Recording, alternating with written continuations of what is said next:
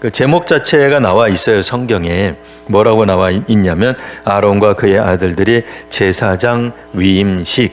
그래서 저도 제목을 위임과 거룩의 무게 이렇게 잡았는데요. 근데 이제 오늘날 한국 교회는 위임 그러면 위임 목사만 위임에 이렇게 되기 때문에 우리 성도님들이 아이 뭐 목사님 자기 얘기하나 또 이러실 것 같아서 우리 이 주보에는 가로 열고 임직 이렇게 이제 잡았습니다. 그래서 이 아론의 위임식이 갖고 있는 상징적 의미는 결국 우리 모든 성도님들, 장로님들, 또 권사님들, 또 안수 집사님들의 이 임직식과 연관이 있다라는 겁니다. 그래서 그 아론이 가졌던 이 위임식, 아론이 행했던 이 위임식 순서들이 꽤 자세하게 이제 진행이 되어 있죠. 그러니까 오늘 이 내용을 가지고 한번 오늘날 우리 한국 교회의 임직식, 또 임직을 이미 다 하셨습니다만 또 앞으로 우리 임직할 분들이 한 5분 계시니까 그분들을 이제 염두에 두면서 우리가 한번 말씀을 살펴보려고 하겠습니다. 자, 먼저 우리가 생각해 볼 때 이 아론이에요. 아론. 이 아론이라는 사람에 대해서 우리 성도님들이 어떤 느낌을 갖고 계세요? 이 오늘 본문은 레위기 이 7장, 우리가 이제 8장을 읽었는데요.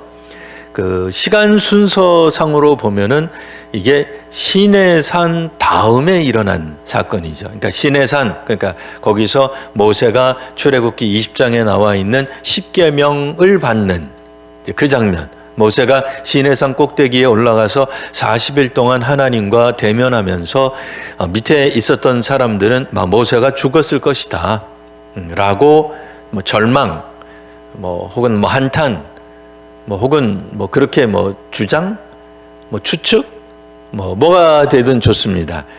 그리고 이제 백성들의 이제 원망이 있었죠. 불편한 마음이 있었습니다. 그 불편한 내용이 어떤 내용이었어요? 우리를 위하여 인도하여 낸 그 애굽에서 인도하여 낸 신을 만들어 달라. 이제 뭐 이런 이제 어떤 어떻게 보면 어처구니 없는 그 요구. 그러나 얼핏 들으면 굉장히 신앙적인 것 같은 요구죠. 그러면 이들이 그 출애굽 사건 자체를 부정하지 않습니다. 이들은 인정해요. 자신들이 홍해를 건넜던 걸 알아요. 그리고 홍해를 건넜던 걸 인정합니다. 근데 그 홍해를 건너도록 만들어낸 신의 형상을 만들라고 누구에게 강권하냐면 이제 아론에게 요청을 합니다. 아론은 누구예요?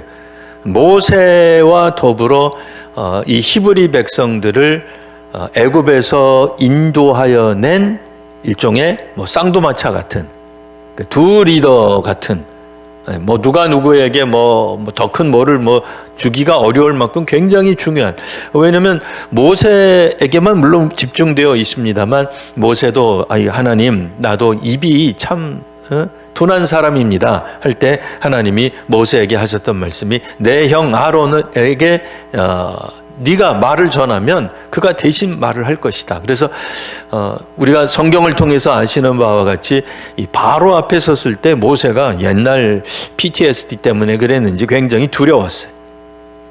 힘들어했는 것 같아요. 그러니까 말을 좀 버벅거렸던 것 같아요. 근데 아론이 다 얘기한 거예요.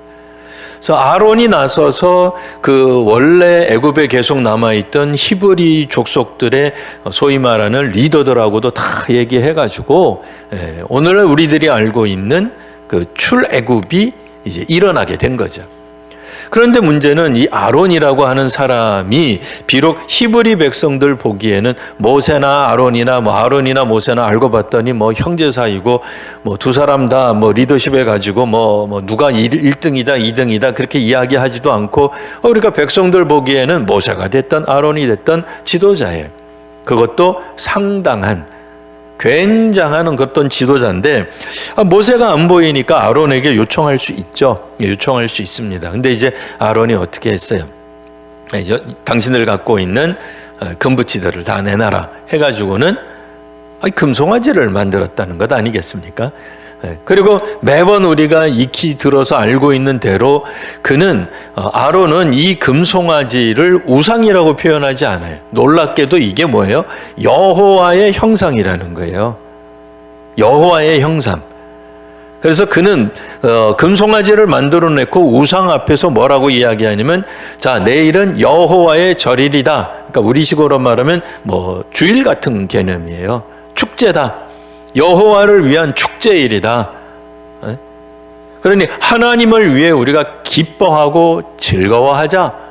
그래서 하나님 신앙으로 우리가 똘똘 뭉치자. 그런데 이제 그 똘똘 뭉치는 게 사실은 금송아지죠. 그러니까 성경에서는 금송아지로 봐요. 근데 이 사람들은 금송아지라고 안 보고 뭐라고 봤어요? 여호와라고 본 거예요. 근데 사실 하나님의 형상을 만드는 것 자체가 우상인 거죠. 그러니까 하나님의 뜻을 따르지 않고 우리가 스스로 만들어낸 여호와 신앙으로 되어 있는, 그러니까 히브리 백성들은 이 시내산 밑에서 시내산 위에서 일어나는 걸 보며 여호와 하나님을 부정하지 않았어요. 인정했어요. 긍정했어요. 아니 위에서 뭐 우르릉쾅쾅 그러는데 하나님 계시는데 그걸 뭘 부정할 이유가 뭐가 있겠어요? 그럼 그들은 그 밑에서 뭘 먹고 자랐겠어요? 만나와 메추라기 먹었겠죠.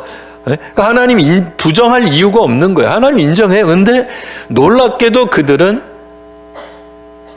사실은 자신들을 인도해낸 신의 형상을 만들자는 어처구니 없는 불신앙에 가까운, 사실은 불신앙이죠. 근데 그들은 신앙적 행동을 하고 있다고 착각하면서 온전히 불신앙에 가까운 행위를 하게 되고, 그거에 앞장선 사람이 누구냐? 아론이.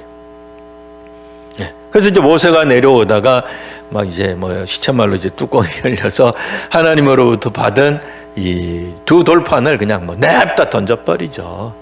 왜? 너희들 이제 계명이고 뭐고 다 필요 없단 말이에요. 하나님의 십계명이 무슨 필요가 있겠어요? 자기는 위에서 40일, 물론 뭐 각오하고 뭐 굶어 죽을 뭐 각오하고 올라간 건 아니지만, 모세가 온전히 하나님과 만나서 그 십계명을 받는 동안에 저 산 밑에서, 그 산 밑에서, 그러니까 저 산 밑이라 그래가지고 백두산과 한라산처럼 먼 데가 아니잖아요. 바로 그 산 아래에서 히브리 백성들이 오히려 하나님을 부정하는, 인정하지 않는 완전히 불신앙, 그런데도 그들은 여호와 신앙이라는 환상에 사로잡혀 있는 거예요. 그게 굉장히 이제 악한 거죠. 차라리 그 애굽의 신, 가나안 신을 그냥 뭐 대놓고 따랐다 그러면은 뭐 우리가 참 이게 말하기가 편한데, 이들은 대놓고 뭐라고 얘기해? 여호와를 만들어 달라고 하는 거거든요. 그리고 아론도 내일은 여호와의 절기다, 뭐 이러고 선포하는 거예요. 내일서부터 여호와를 마음껏 찬양하자 하고는 자기네들이 먹고 즐거워했다고 나와 있어요.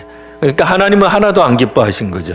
하나님은 동참하지 않아요. 하나님을 기뻐하는 제사라고 말을 하는데 하나님은 동의하지 않으시고 자기들끼리 그냥 좋아가지고 이건 여호와를 위한 거다라고 할 때에 누가 앞장섰느냐? 아론이. 그럼 질문 하나 드리겠습니다. 우리 같으면 아론을 제사장으로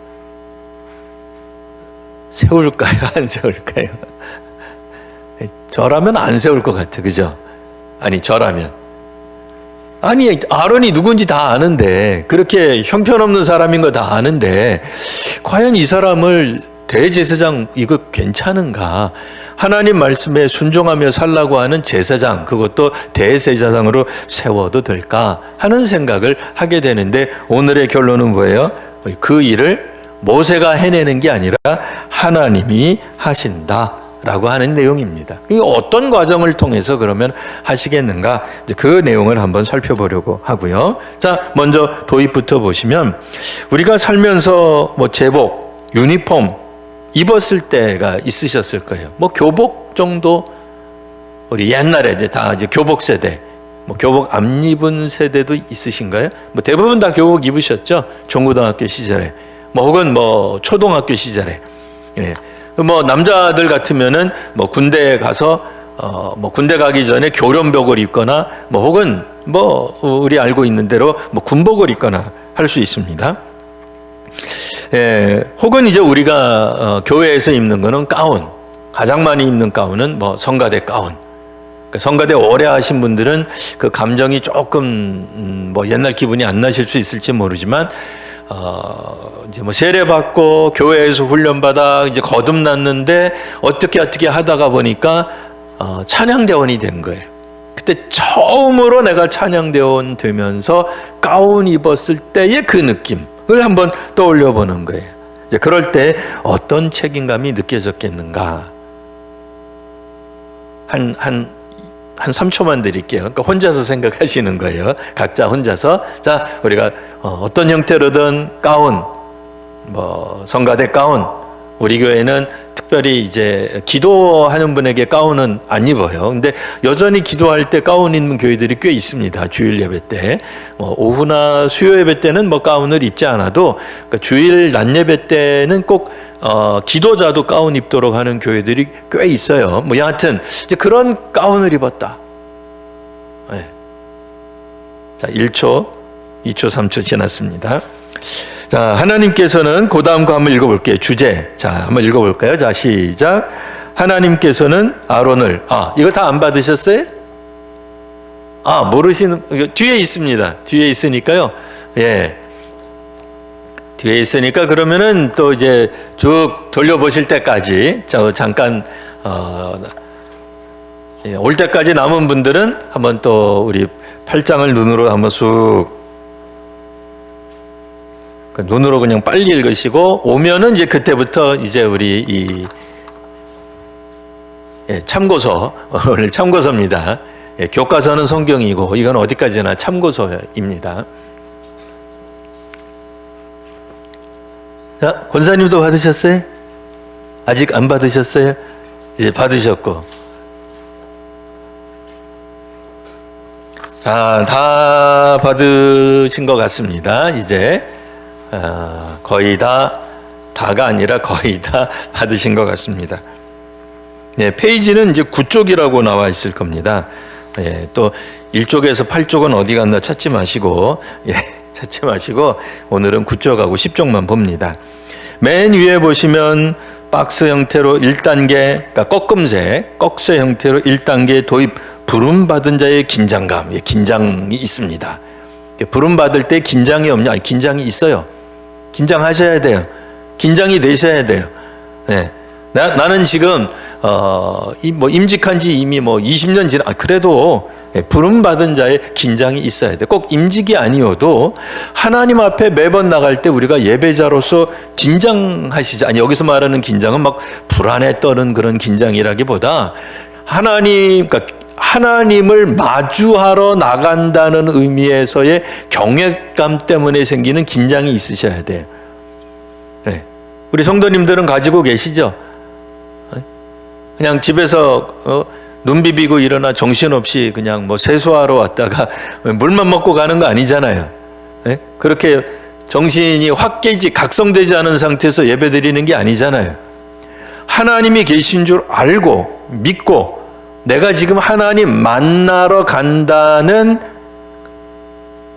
그죠? 하나님 만나러 간다는 각오, 경각심을 가지고 하나님 앞에 나아가는 긴장이 있는 거죠. 그러니까 왜 우리 성도님들이 대표 기도하실 때 긴장하잖아요. 근데 그 긴장은 두 가지가 있어요. 첫 번째는 내가 이거 읽다가 실수하면 어떡할까? 그 인간적인 긴장이죠. 근데 그게 이제 더 큰 분도 있지만 사실은 두 번째가 더 커야 돼요. 뭐예요? 내가 회중을 대표해서 기도한다는 거예요. 그렇죠? 회중을 대표해서 이 예배를 하나님 앞에 올려드리는 기도를 하는 거예요. 그러니까 기도 시간에 남을 가르치거나 새로운 이론을 전개하시거나 본인의 어떤 가지고 있었던 비전을 펼쳐나가시면 안 돼요. 그렇죠? 그런 거는 좀 곤란한 겁니다. 혹은 자신의 정치적 철학을 왜 우리 성도님들이 왜 이렇게 한쪽으로 치우쳤을까? 왜 우리 교회는 왜 하나는 촛불일까? 하고는 하나는 왜 태극기일까 해가지고 만일 내가 촛불이에요. 그럼 태극기 안 되는데 하면서 어떻게든 촛불 쪽으로 내가 끌어가야지. 그런 의도로 대표 기도를 하는 거는 빵점이에요. 그건 자기 주장하는 거죠. 네. 진짜 그렇게 하면 안 돼요. 그러니까 그러니까 하나님 앞에서 내가 이 회중, 그러니까 우리 회중이 만일 한 칼라면 괜찮아요. 그렇죠? 한 칼라면은 뭐 우리 칼라 아닌 다른 사람 가르칠 이유도 없잖아요. 그죠? 가르칠 이유도 없으니까 그냥 한 칼라로 하시면 되는 거고. 그러니까 이 회중이 하나님 앞에 온전히 서고 하나님을 지금 만나기 위해 집에서부터 나온 사람들이에요. 그러니까 예배를 드리다가 하나님 만나는 경험을 하는 게 아니고 하나님을 인정하고 하나님께 나오는 사람들이에요. 그분들의 마음을 모아서 내가 하나님 앞에 지금 이 예배가 온전히 들어지도록 기도하는 거죠. 그러니까 잘해야죠. 그러니까 내 소리 내면 안 되는 거죠. 그러니까 긴장해야 돼. 긴장하셔야 됩니다. 긴장이 없으면 안 돼요. 그리고 항존직이 된다는 것은 기본적으로 이 긴장에 대한 수고를 감내하겠다고 해서 하는 거예요. 그러니까 사람들 앞에서 하는 기도가 물론 불편하죠. 왜요? 저도 사실은 새 심장이에요.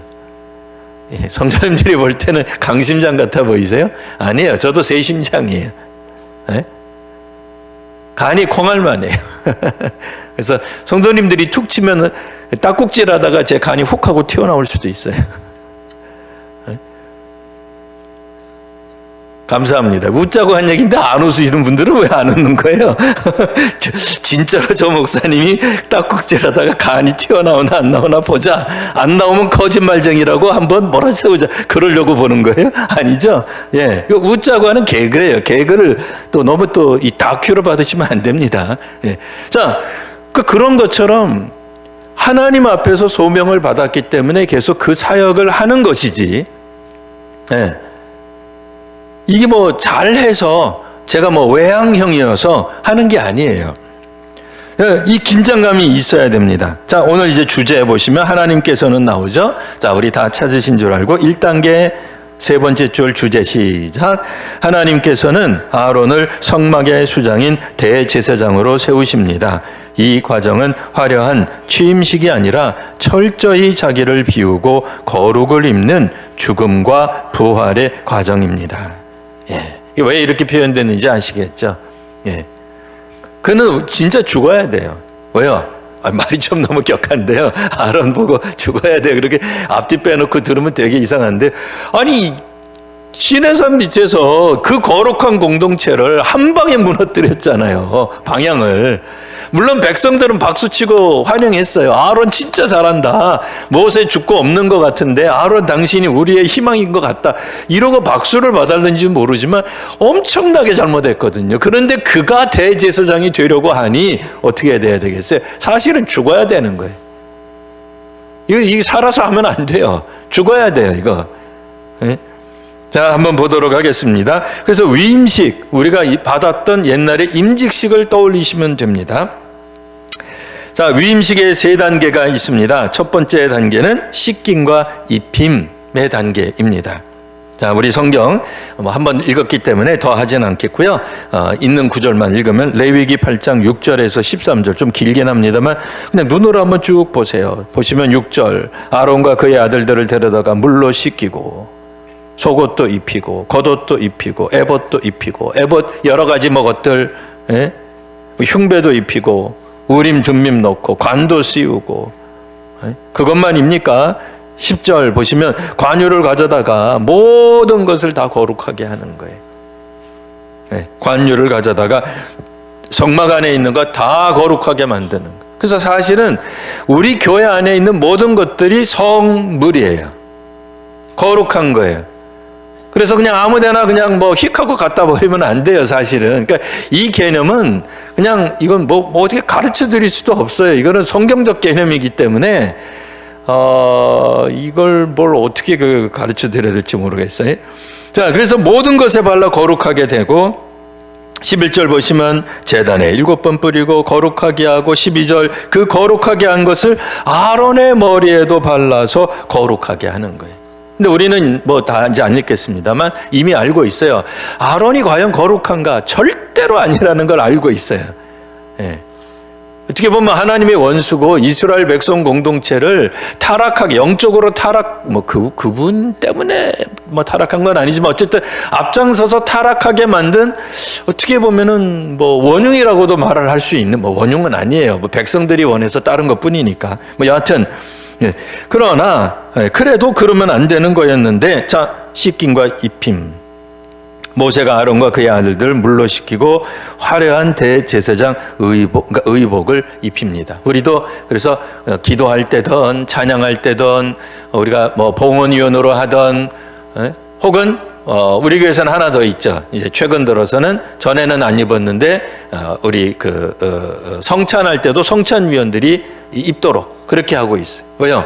성찬위원들은 목회자, 그러니까 성찬을 그러니까 집행할 수 있는 사람은 오직 담임 목사, 꼭 목사만 밖에 할 수가 없어요. 그러니까 장로님이나 권사님들은 성찬을 집례할 수 없어요. 그러니까 오로지 목회자만 집례할 수 있어요. 담임이든 부목사든 교육목사든 그건 상관없고 오로지 목회자만 하는데, 목회자가 건넨 걸, 목회자가 집례한 것을 장로님들이 나누어 주는 것에 불과해요. 그러나 그 사역도 어떻다는 거예요? 거룩하다는 거예요. 혹시 착각할까 봐. 물론 어떤 교회는, 그러니까 오해하면 안 돼요. 어떤 교회는 숫자가 그렇게까지 많지 않고 그러니까 목사님이 하고 앞에 주면 앞에서 이렇게 받았다가 뒤로 이렇게 넘기는 교회도 있어요. 그러면 그럼 목사님 이론대로라면 우리 모두 다 가운 입어야 되는 거 아닙니까? 그런 건 아니죠. 그런 거 아닌 거 다 아시죠? 그러니까 상징적으로 그 사역을 하기 때문에 우리가 가운을 입는 거예요. 그러니까 대제사장의 의복도 마찬가지예요. 그 의미는 뭐예요? 그 의미는 한번 읽어보겠습니다. 시작. 거룩은 스스로 쟁취하는 것이 아니라 하나님에 의해 입혀지는 것입니다. 리더의 권위는 내 능력이 아니라 하나님이 주신 직분에서 나옵니다. 예, 맞습니다. 우리가 안수집사, 권사의 이런 직분에 권위가 있단 말이에요. 그건 권위가 있어요. 권위가 있습니다. 권위가 없는 게 아니에요. 그러니까 권사, 시체말로 요즘 아무나 다, 그런 거 아니에요. 인민의 간부와 그런 거 아니에요. 이거 굉장히 권위가 있는, 그리고 그분들, 이 임직 받으신 분들의 말 한마디 한마디가 사실 권위가 있으셔야 돼. 자, 그런데 이 권위는 어디서 나오는 거예요? 하나님이 주신 직분에서. 그러니까 그 직분을 잘 감당할 때 영적 권위가 살게 되는 거죠. 자, 두 번째, 이 위임식의 두 번째 단계는 피의 예식입니다. 피. 이게 근데 이제 구약적 개념으로 이제 이해하시면 피가 그렇게 흉측스럽지 않죠. 피만 봐도 그냥 가슴이 이렇게 쿵쾅쿵쾅 뛰고 정신이 혼미해지는 분들도 있는 거 압니다만, 신약에서도 사실은 우리가 구원받을 때의 가장 중요한 표상이 그리스도의 십자가예요. 그래서 사실 십자가는 그냥 우리 교회도 있습니다만 그냥 깔끔하게, 우리 그 개신교는 깔끔하게 이렇게 만들어놔요. 그죠? 대패로 그냥 확 해가지고. 그래서 여기 어디에도 피가 안 보여요. 우리는, 우리 기독교, 우리 개신교는 그렇다는 거예요. 근데 이게 이제 구교, 신교가 아니라 구교에 가면은 절대로 이렇게 안 달아나요. 구교와 신교의 십자가의 차이는 딱 하나예요. 어떤 차이예요? 구교에는 로마 카톨릭, 천주교에는 반드시 예수님이 달려 있어요. 고통받으시는 예수님이 반드시 달려 있어요. 그러니까 예수님이 내려와 있는 십자가는 구교에는 없어요. 없다는 표현이 그렇고요. 그러니까 그분들이 예전 상징으로는 사용하지 않아요. 그분들도 그냥 일반 십자가 없는 건 아니에요. 아주 없는 건 아닌데, 기본적으로, 그래서 우리 카톨릭 성도의 집 그럴 때는 그냥 이렇게 약간 뭉게뭉게 같은 이렇게 그런 십자가, 그러고 말지, 거기에 예수님 형상 집어넣고 그러지는 않아요. 왜 우리 우리 교회, 신구모교회 교인의 집 이런 거 할 때, 그러니까 카톨릭은 그렇게 하지는 않아요. 그러나 그 성당 안에 들어가 있는 모든 십자가, 그들이 목에 거는 것이든 묵조로 사용하는 것이든 모든 것에는 십자가에 달리신 그리스도가 있어요. 특히 못 박힌 그러니까 못이 박혀 있는 건 뭐예요? 당연히 피가 흐르는 거죠. 네. 그래서 그 피를 그분들은 매주 미사 드릴 때마다 영성체라는 이름으로, 우리는 이제 성찬이고요, 영성체라는 이름으로 이렇게 하고 있죠. 예, 여하튼 이 피라고 하는 개념이 사실은 우리 이제 신약 이후의 성도들에게도 아주 먼 거는 아니에요. 아주 먼 건 아닌데, 우리 어쨌든 개신교는 예배 때마다 피 흘리고 그런 거는 좀 표상이 없어요. 좀 약해요. 잘 드러나지 않아요. 예, 그러나 이건 이제 구약이기 때문에요. 구약은 피의 예식입니다. 그래서 귀와 손가락과 발가락에 어떻게 해요? 내용적으로는 위임식 순양의 피를 아론의 오른쪽 귓불이, 또 오른쪽 엄지손가락, 오른쪽 엄지발가락에 바른다는 거예요. 이건 뭐 깜짝 놀라죠. 이거 뭐 피를 바르다니, 이게 도대체 무속인가?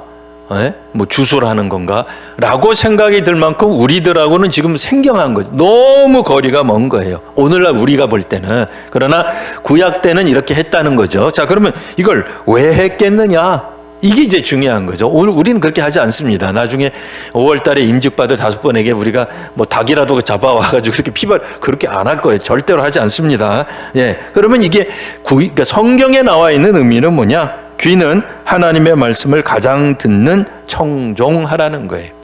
귀로 잘 들으라는 거예요. 뭐를? 하나님의 말씀을.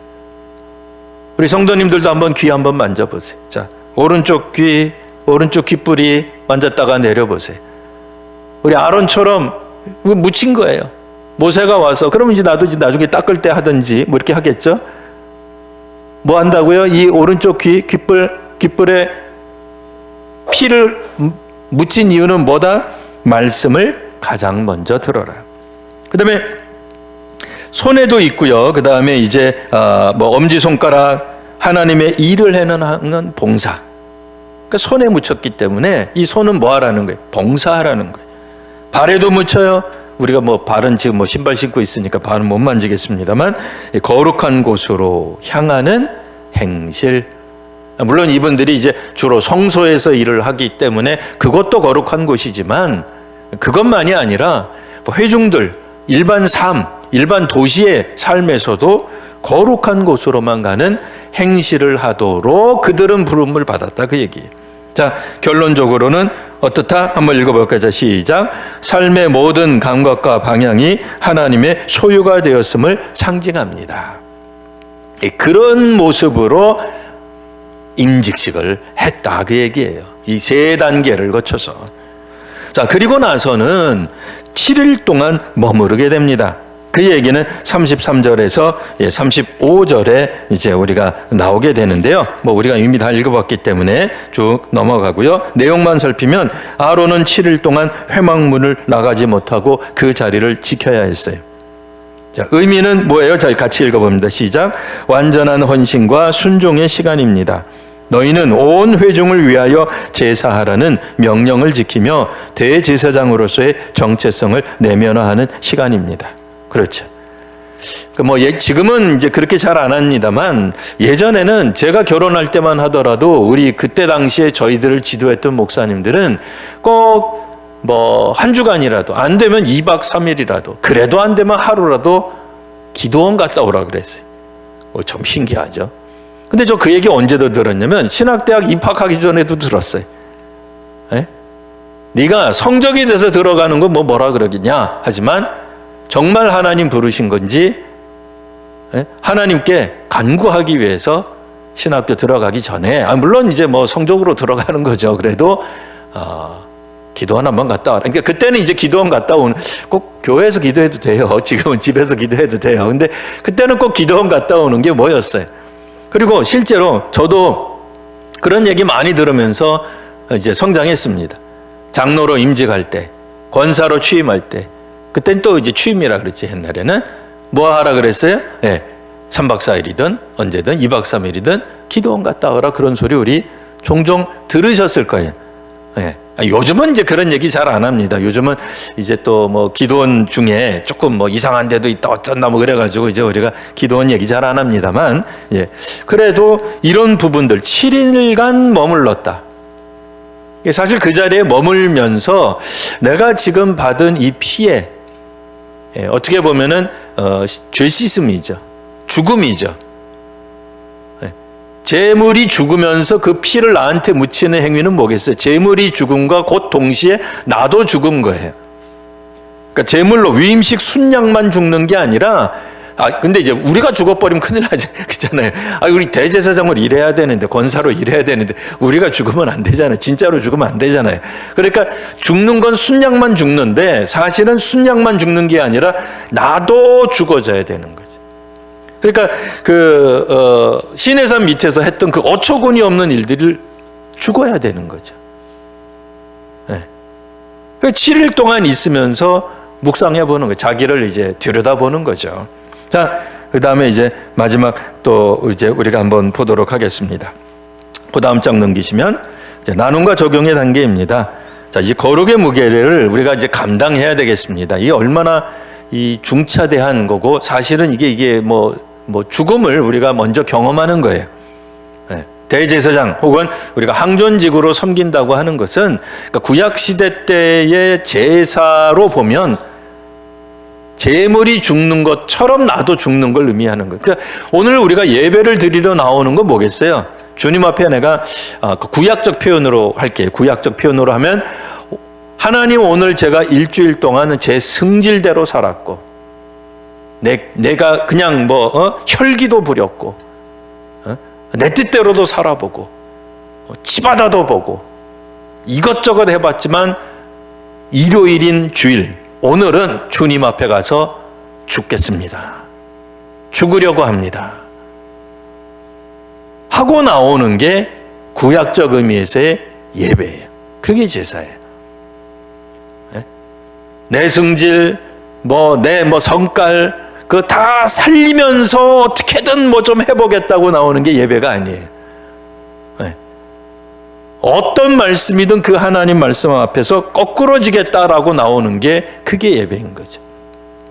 자, 우리 맡은 바 우리 말씀이 있습니다. 무릇 많이 받은 자에게는 많이 요구할 것이요, 누가복음 12장 48절입니다. 예, 우리 한번 충분히 시간은 못하니까요, 한번 조금 읽어보면서 한번 머릿속으로 한번 정리해 보겠습니다. 자, 질문 1 같이 한번 읽어보겠습니다. 아론이 입은 대제사장의 옷은 영광스럽지만 동시에 매우 무겁고 덥고 불편한 옷이었습니다. 현재 여러분들이 맡고 있는 직분, 부모, 직분자, 리더 등에서 느껴지는 거룩한 불편함은 무엇인가요? 잠깐 한번 생각해 보시면 됩니다. 내가 지금 권사예요, 장로예요, 집사예요. 근데 불편한 게 있어요. 내가 권사지만 이건 좀 안 했으면 좋겠어. 그런 거 있잖아요.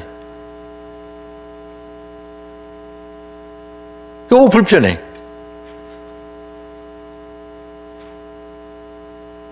이제 설날 때 여러 사람들이 모였을 때 제사 지내는 것일 수도 있어요.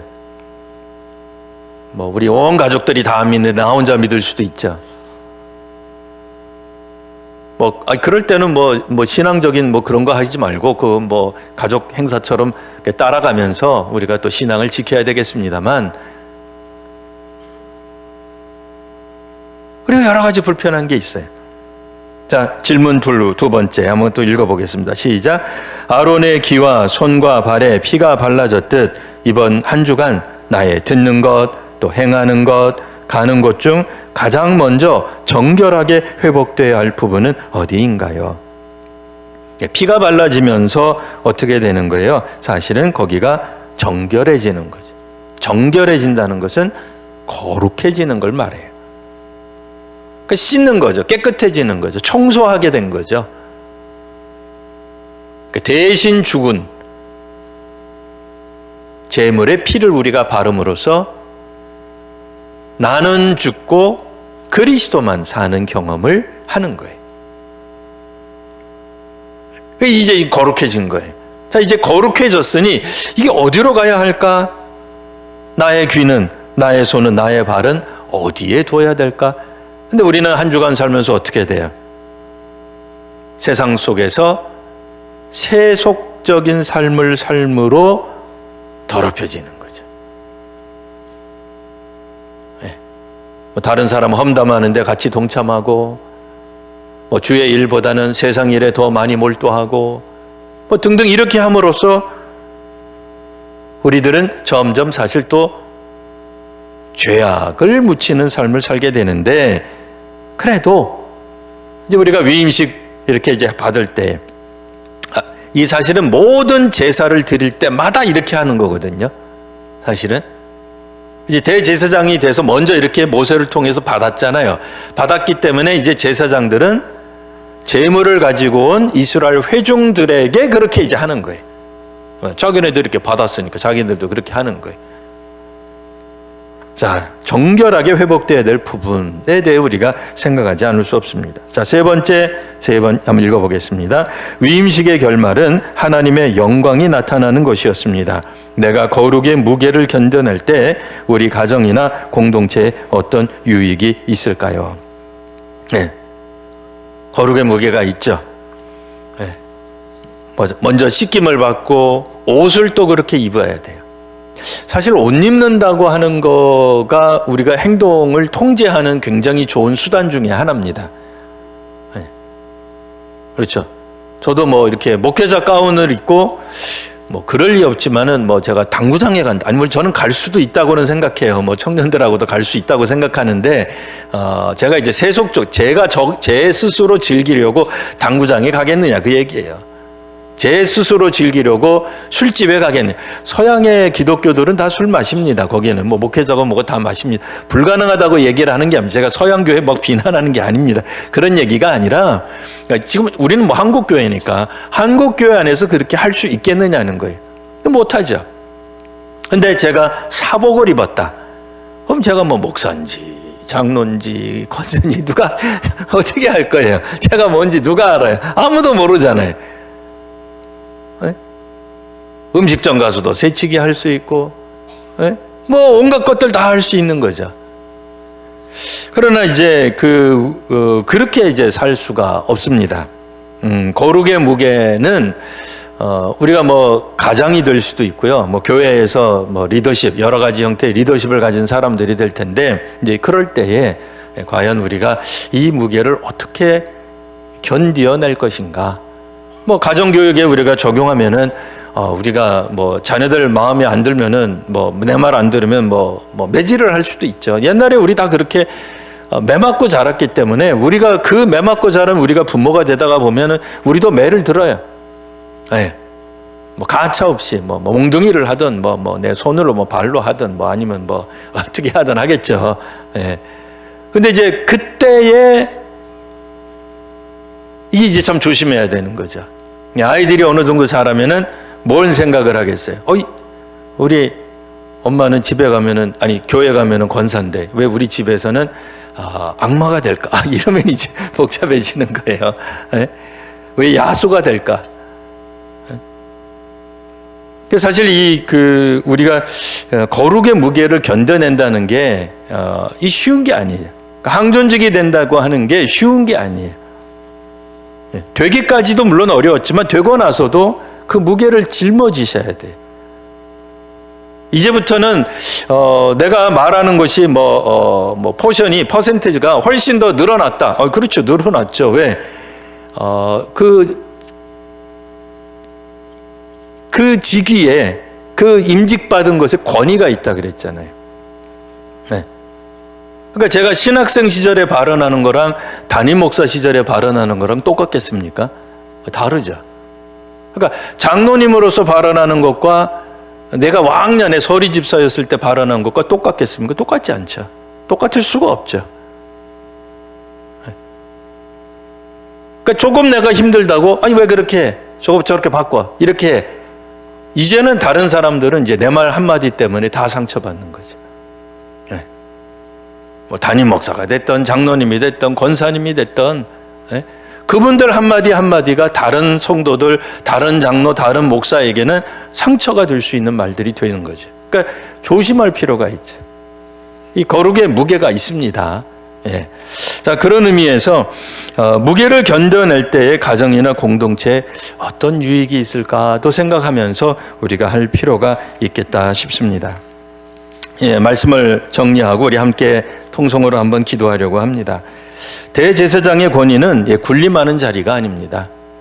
목사나 장로나 권사나 집사는 군림하는 자리가 아닙니다.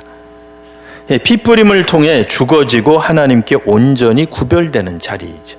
그게 위임식의 핵심이요, 오늘 우리식으로 말하면 임직식의 핵심이다 라고 말을 할 수 있습니다. 그래서 오늘 우리가 기도를 할 때에 기도문 여기 이제 뭐 잠깐 적어놨습니다만, 이 기도문 잠깐 한번 같이 한번 읽어볼까요? 시작. 주님, 저에게 주신 직분의 무게를 회피하지 않게 하시고 내 힘이 아닌 하나님이 입혀주시는 거룩한 옷을 입고 승리하게 하소서. 예, 아멘. 물론 쉽지 않습니다. 성도님들이 그 사명을 감당할 때, 직분을 감당할 때 힘든 부분을 뭐 담임 목사에게나 혹은 주변에 있는 다른 사람에게 도무지 말을 해서는 안 된다, 그렇게 말하는 게 아닙니다. 예. 우리도 연약한 게 있잖아요. 우리 자신이 그 연약한 부분을 이야기하고 들은 사람은 그 연약한 부분을 위해서 기도하고 감싸주고 보듬어주고 비난하지 않고 힐난하지 않고 손가락지 않고 비웃지 않고 하는 거죠. 그러니까 그러기 위해서는 내가 힘든 부분을 이야기할 수 있어야 되고, 그 이야기 힘든 부분들에 대해서 서로가 같이 기도할 수 있어야 되는 거죠. 그러나 이제 몇몇 사람들이 뭐 힘들어 한다고 해서 뭐 모든 것을 다 쉽게 뭐 이렇게 저렇게 뭐 갑자기 뭘 바꾸거나 하기는 어려울 수는 있습니다. 하지만 못 따라온다고 안 따라온다고 비웃거나 뭐 뒤에서 조롱하거나 하는 건 뭐 사실 더 나쁜 거죠. 그렇게 할 이유도 없고요. 오늘 우리는 아론이라고 하는 인물에 대해서 잠깐 살펴보았습니다. 아론은 다름 아니라 시내산 밑에서 사실은 하나님의 백성 공동체를 옳게 인도하지 못한 지도자의 상징 중에 대표 중에 한 분이죠. 그러나 하나님은 오늘 바로 그 아론을 시내산 밑에서 이 벌어진 일이 뻔히 있는데도 십계명이 주어지고 난 다음에, 그 다음에 율법이 주어지고 난 다음에 그 율법의 어떤 면에서는 수호자요, 예배, 제사의 최고 정점의 대제사장 가문으로 세워주십니다. 가장 큰 죄악을 이해하는 사람이 어떤 측면에서는 제사의 가장 큰 무게를 감당하는 거예요. 가장 악한 범죄를 저지른 사람에게 하나님은 가장 고귀한 직무를 맡기고 계세요. 어쩌면 우리가 목사가 되고 또 장로가 되고 집사와 권사가 된 이유가 뭐 다는 아니십니다. 우리 성도님도 그렇지 않습니다만 저는 그렇게 생각해요. 예. 과거에 옳지 않게 살았기 때문에, 하나님 기뻐하는 삶으로 살지 못했던 게 워낙 많기 때문에 사람들의 죄악된 심정을 이해하는 거예요. 사람들이 포기하고 싶어하는 마음이 이해가 되는 거예요. 왜냐면 왕년에 내가 그랬으니까, 곁길로 나갔으니까, 하나님 신앙이라고 우겼으나 아니었으니까. 그러나 하나님이 다시 우리를 쓰실 때는 바로 그 직무를 맡아서 여전히 힘들어하는 그 회중들을 섬기는 거거든요. 자, 오늘 우리가 함께 통성으로 기도를 하기를 원합니다. 특별히 아론의 위임식을 통해 직분의 영광 뒤에 가려진 거룩의 무게를 우리는 보았습니다. 직분은 권세가 아니라 하나님 앞에서 죽어지는 제사입니다. 아론의 귓벌과 손가락과 발가락에 피가 발렸던 것처럼 우리의 모든 감각과 행실이 주님의 보혈로 덮여야 합니다. 그러니 이 시간 세 가지만 기억하며 기도하시길 바랍니다. 첫째, 직분을 명예로만 여겼던 교만을 회개하시기 바랍니다. 둘째, 내 삶의 모든 현장에서 거룩한 제사장으로 살게 해달라고 간구하세요. 세 번째, 우리 교회 모든 항존 직원이 죽어야 교회가 산다는 각오로 헌신하시길 바랍니다.